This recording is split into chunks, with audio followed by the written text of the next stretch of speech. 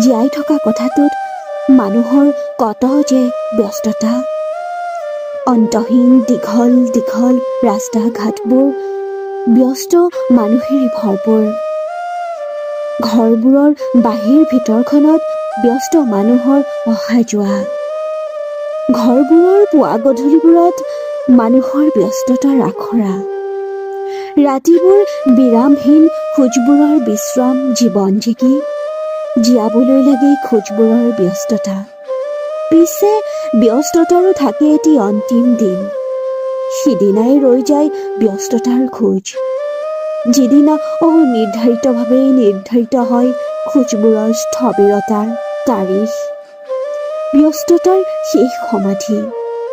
সিদিনাই ৰৈ যায় জীৱন, ৰৈ যায় ব্যস্ত মানুহ, ব্যস্ত খোজবোৰ।